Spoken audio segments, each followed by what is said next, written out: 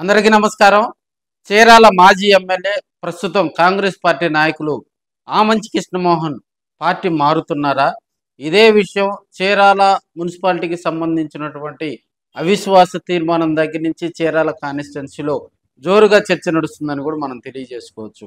చీరాల మున్సిపాలిటీకి సంబంధించి chairman, vice chairman మీద అవిశ్వాస తీర్మానంలో 26 మంది కౌన్సిలర్లు మరి తెలుగుదేశం పార్టీకి మద్దతుగా నిలబడటం జరిగింది. అప్పుడు జరిగిన పరిస్థితుల దృష్ట్యా ఆమంచి కృష్ణమోహన్ వర్గం అని చెప్పుకునేటువంటి కొంతమంది కౌన్సిలర్లు చివరకు ఎమ్మెల్యే మరి ఎంఎం కొండయ్యకు సపోర్ట్గా నిలిచారని కూడా తెలియజేసుకోవచ్చు. ఈ పరిస్థితులన్నీ బేరీజు వేసుకున్న తర్వాత చీరాల మున్సిపాలిటీని తెలుగుదేశం కైవసం చేసుకోవటంలో ఆమంచి వర్గం అని చెప్పుకునేటువంటి కౌన్సిలర్లు కొంత సపోర్ట్ చేశారనేది చీరాల కాన్స్టిట్యున్సీలో బాహటంగా వినిపించేటువంటి అంశం. ఇప్పుడున్న పరిస్థితుల్లో చీరాల కాన్స్టిట్యున్సీలో యాక్టివ్గా ముందుకెళ్తున్నటువంటి ఎంఎం కొండయ్య యాదవ్కు చీరాల మున్సిపాలిటీ తెలుగుదేశం పార్టీ కైవసం చేసుకోవడంతో మరింత జోష్లోకి వచ్చాడని మనం తెలియజేసుకోవచ్చు. చీరాల్లో దశాబ్ద కాలం ఎమ్మెల్యేగా రాజకీయ చరిత్ర కలిగినటువంటి ఆమంచి కృష్ణమోహన్ తెలుగుదేశం పార్టీ వైపు అడుగులు వేస్తున్నారా? మరి ఆ వైపుగా అక్కడ జోరుగా చర్చ నడుస్తూ ఉంది. ఎందుకంటే మనకి 2009, 2014లో 2 సార్లు ఆమంచి కృష్ణమోహన్ ఎమ్మెల్యేగా గెలుపొందడం జరిగింది. 2019లో చీరాల్లో మరి కర్ణం బలరామ కృష్ణమూర్తి గారు అక్కడ తెలుగుదేశం పార్టీ తరఫున ఎమ్మెల్యేగా గెలుపొందడం జరిగింది. 2019లో ఆమంచి కృష్ణమోహన్ వైసీపీలో చేరి వైసీపీ తరఫున అక్కడ పోటీ చేసి ఓటమి చవిచూడటం జరిగింది. 2024 పరిస్థితులు మనం అక్కడ చూసినట్లయితే తాను గెలవకపోయినా పర్వాలేదు, శత్రువు మాత్రం గెలవటానికి వీల్లేదు అనే నినాదంతో ఆయన కాంగ్రెస్ పార్టీలోకి చేరటం జరిగింది. చీరాల కాన్స్టిట్యున్సీలో అప్పటి వరకు వైసీపీలో పర్చూరు ఇన్ఛార్జిగా ఉన్నటువంటి ఆమంచి కృష్ణమోహన్ ఎన్నికల టైంలో తన సత్తా చాటడం జరిగింది. అయితే ఎన్నికల టైంలో అనూహ్యంగా కాంగ్రెస్ పార్టీలో చేరి చీరాల్లో ముక్కోణపు పోటీ సృష్టించారు. సో ఆ అప్పుడు జరిగినటువంటి టగ్ ఆఫ్ వార్ ఎన్నికల్లో ఎంఎం కొండయ్య యాదవ్ గెలుపొందడం జరిగింది.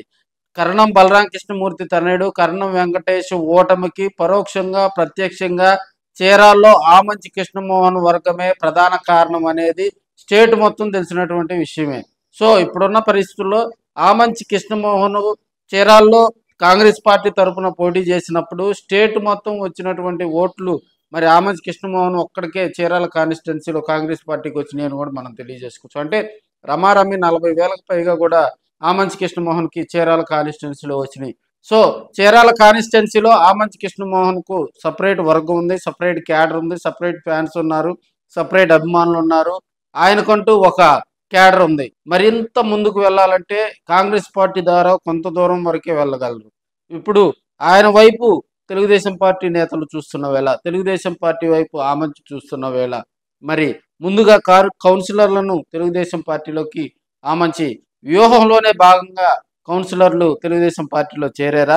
మరి తర్వాత జరిగే పరిస్థితుల దృష్ట్యా ఆమంచి కృష్ణమోహన్ కూడా తెలుగుదేశం పార్టీ వైపు అడుగులు వేస్తారా అనే దానికి మరి సమాధానమే లేదని కొంతమంది అక్కడ ఉన్నటువంటి రాజకీయ విశ్లేషకులు అయితే చెప్తా ఉన్నారు. ఎందుకంటే ఒక ప్రధాన ప్రతిపక్షం కానీ అధికార పక్షం కానీ అది తెలుగుదేశం కానీ వైసీపీ కానీ ఈ 2 పార్టీల ద్వారానే ఆంధ్రప్రదేశ్ రాష్ట్రంలో రాజకీయంగా మరింత ముందుకెళ్లాలన్నా కూడా ఆ 2 పార్టీలే ప్రధాన భూమిక పోషిస్తున్న వేళ జనసేన పార్టీ మరి ఉమ్మడి ప్రకాశం జిల్లాలో జనసేన పార్టీ మరింత ముందుకెళ్లాలంటే కొంత టైం పడుతుంది. ఇప్పటికే ఆమంచి స్వాములు జనసేన పార్టీలో ముందుకు వెళుతున్న వేళ సో రాబోయే రోజుల్లో ఆమంచి కృష్ణమోహన్ మరింత ప్రజా కార్యక్రమాలు చేయాలన్నా, పార్టీలో ఆయనకంటూ ఒక గుర్తింపు రావాలన్నా, ఆయనకున్నటువంటి బలగం మరింత పెరగాలన్నా కూడా అది మరి చీరాల కాన్స్టిట్యున్సీలో తెలుగుదేశం పార్టీతోటే సాధ్యమా? అయితే ఇప్పటికే ఆయన కొంత తెలుగుదేశం పార్టీ నేతలతో టచ్లోకి వెళ్ళినట్టుగా సమాచారం తెలుస్తూ ఉంది. మేబీ అన్నీ కలిసి వస్తే మహానాడు వేదికగా ఆయన్ను స్వాగతిస్తారని కొంతమంది టాక్ వినిపిస్తూ ఉంది. ఈలోపు ఏమైనా అద్భుతాలు జరిగితే చెప్పలేమని కొంతమంది రాజకీయ విశ్లేషకులు చెప్తా ఉన్నారు. ఆమంచిని మరి తెలుగుదేశం పార్టీ నాయకులు స్వాగతిస్తారా లేదా అనేది మరి మహానాడు వరకు వెయిట్ చేద్దామా మరి.